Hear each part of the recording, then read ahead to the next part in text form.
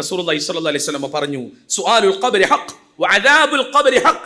ഖബറിലെ ചോദ്യം സത്യമാണ്, അതോടൊപ്പം തന്നെ ഖബറിലെ ശിക്ഷയും സത്യമാണ് എന്ന് റസൂൽ കരീം സല്ലല്ലാഹു അലൈഹി വസല്ലമ ശക്തമായ ഭാഷയിൽ നമ്മെ ഓർമ്മപ്പെടുത്തുകയാണ്.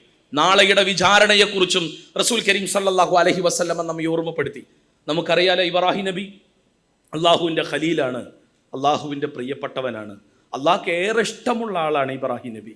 പക്ഷേ ഇബ്രാഹിം നബി അള്ളാഹുവിനോട് പ്രാർത്ഥിച്ചൊരു പ്രാർത്ഥന, അതൊരു വല്ലാത്ത പ്രാർത്ഥനയാണ്. ഇബ്രാഹിം നബി അള്ളാഹിനോട് പറയുകയാണ്, വലാ തുഖ്സിനി യൗമ യുബ്അസ്, എൻ്റെ റബ്ബേ, നാളെ വിചാരണയുടെ നാളിൽ, ഉയർത്തെഴുന്നേൽപ്പിൻ്റെ നാളിൽ നീ എന്നെ അപമാനിതനാക്കരുതേ.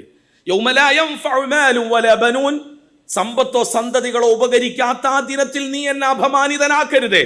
ഇല്ലാ മൻ അത്തല്ലാഹ ബിഖൽബിൻ സലീം, രക്ഷ കുറ്റമറ്റ ഹൃദയവുമായി കൽബുൻ സലീമുമായി വരുന്നവർക്ക് മാത്രമാണല്ലോ നാഥ നീ എന്നെ അപമാനിതനാക്കരുത് എന്ന് ഇബ്രാഹിം നബി അള്ളാഹുവിനോട് ഹൃദയം തുറന്ന് തേടുകയാണ്. നമ്മൾ എപ്പോഴെങ്കിലും അള്ളാഹുവിനോട് തേടിയിട്ടുണ്ടോ, റബ്ബേ ഉയർത്തെഴുന്നേൽപ്പിൻ്റെ നാളിൽ നീ എന്നെ അപമാനിതനാക്കരുത് എന്ന്? തേടേണ്ടതുണ്ട് സഹോദരങ്ങളെ.